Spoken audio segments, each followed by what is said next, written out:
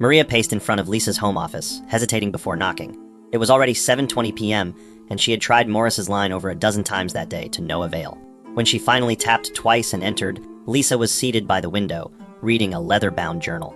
"Ma'am," Maria began cautiously, "I just wanted to let you know that Mr. Morris didn't respond to any of today's calendar pings. He didn't show up for the asset meeting with the investor either." Lisa closed the journal gently and looked up, her eyes unreadable. "Oh," she said calmly. Maria nodded, clearly uneasy. "He was last seen leaving the office with Miss Smith." Again, there was a pause. Lisa didn't flinch.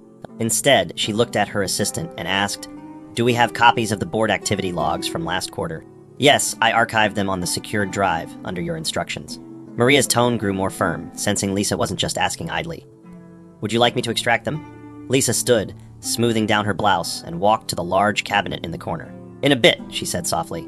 "Let them think I'm asleep, that I'm waiting." Her voice carried no trace of anger, just clarity, like a woman who had begun to see the full chessboard for what it was. Maria swallowed hard, then asked, "Do you want me to file a follow-up for the legal consult?" Lisa paused, then smiled faintly. "Not yet. When you follow a liar, don't interrupt their story too early. Let them finish writing their downfall." Maria had no idea what Lisa was planning, but she sensed something was coming. The room felt heavier somehow. Lisa picked up her phone and sent one message to herself. "He's not even being careful anymore." The city lights danced across the windows of the upscale rooftop restaurant as Morris and Barbara clinked wine glasses under the soft glow of golden chandeliers. Dressed in a deep, crimson dress that left little to the imagination, Barbara laughed flirtatiously as Morris whispered something in her ear. The waiter brought over their third course, a perfectly seared steak and glazed sea bass, and Morris poured her more wine, oblivious to the discreet couple seated a few tables away, watching them with amused interest. "To us," Barbara toasted. "To a new beginning without secrets." Morris smiled, his fingers grazing hers. "Soon, everything will be ours. No more hiding, no more tiptoeing." Barbara leaned in, her voice low. "And no more Lisa." They kissed, long enough to draw attention from a few nearby patrons.